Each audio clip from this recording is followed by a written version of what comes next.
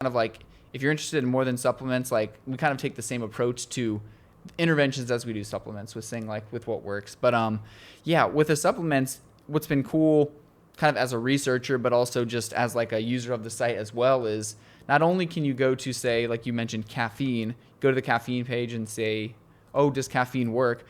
It's kind of sorted by outcome. So if you're interested, we can't, it's interesting to say like, oh, does caffeine work? Well, what does it work for? Right, I mean, it's hard to say like, well, yes, caffeine works, but does it work for, increasing VO2 max, or are you interested in sleep? Well, obviously it doesn't work for sleep, but it might work for like improving VO2 max or maximal strength or power output or something like that. So you can kind of go through the site and click on, what outcome you're interested in. If you're interested in a specific condition like hypertension, we kind of have all these interactions like on the site. So it's kind of like this web of sorted by conditions, different diseases, different like health goals, supplements, and then the different outcomes. So that's kind of just a comprehensive database where you can kind of go and you can find information on any of those. But it's been interesting as a researcher, when I started working there, one of my main roles there is to update certain pages about supplements. So I'm basically just like assigned like a supplement. So for instance, I was working on a page for resveratrol, which is, that molecule found in red wine that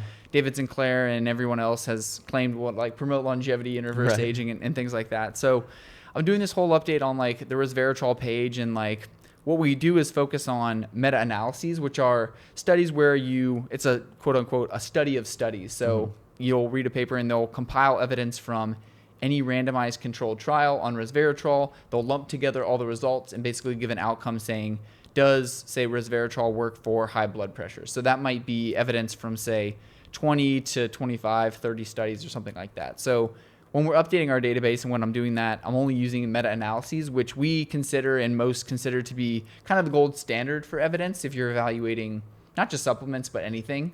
So a meta-analysis is kind of like the gold standard when you think of like if you're looking at something, whether something works or it doesn't.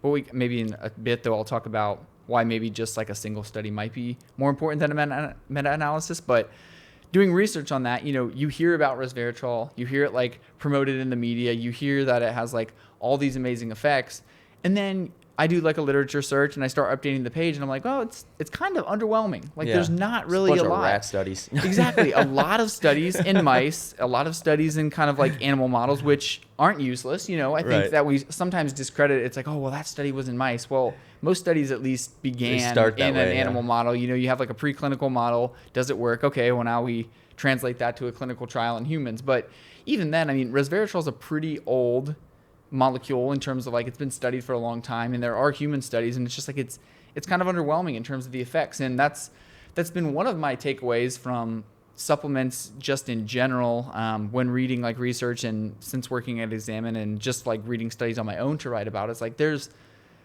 not a lot to support most of the stuff that's out there, but there are like a lot of just like key kind of like keystone supplements that like work, and then everything else is kind of coming from these like fringe real small like trials that somebody saw, and then they like hype up a supplement to be like huge. So another example would be like Tonkat Ali was like popular.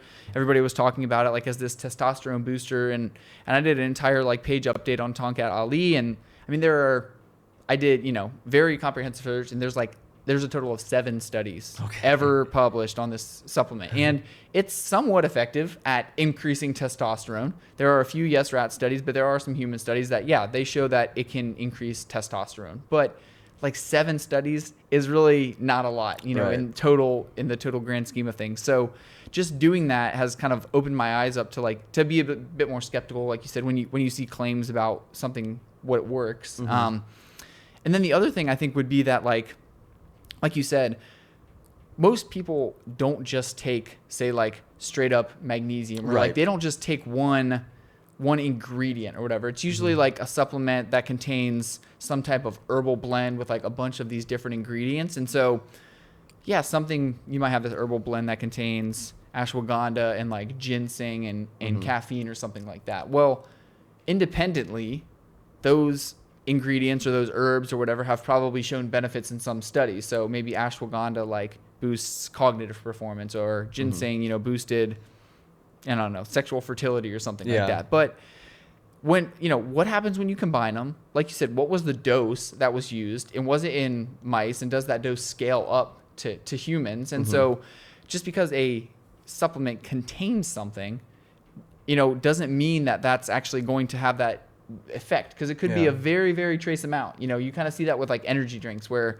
they'll have a proprietary blend of something, but it's like that there might be just like a minuscule amount. There might be a drop of something in that energy drink. So and unfortunately, the supplement industry is very, very like unregulated, and so you can kind of say whatever you want. It doesn't really even need to be backed up by a clinical trial on your supplement.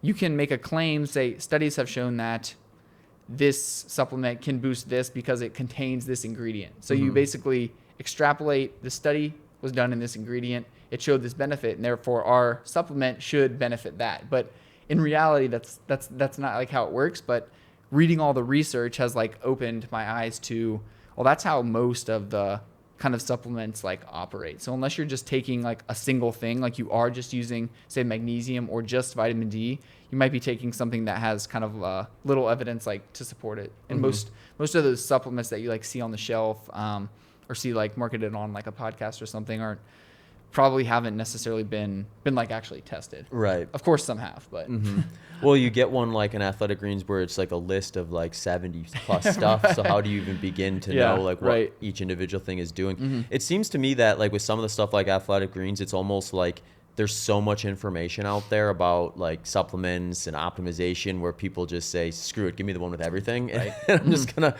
try to like throw a blanket over it and hope that catches any deficiency, which is actually an interesting topic. Is there, my thought is like, step one is like construct a diet that is going to have the RDA or somewhere near the RDA of the things and do your best there. And if you have a situation where like whatever is like kind of a good diet for you where like I can repeat this day in and day out and be happy with it, if there's gaps in that and you can't find replacements that are going to keep that diet to be successful, then maybe look at a supplement to try to fortify that. Is that like good practice, or should people just, is there a value of just throwing a multivitamin at it and just saying like, here we go, I'm going to be safe now? Yeah,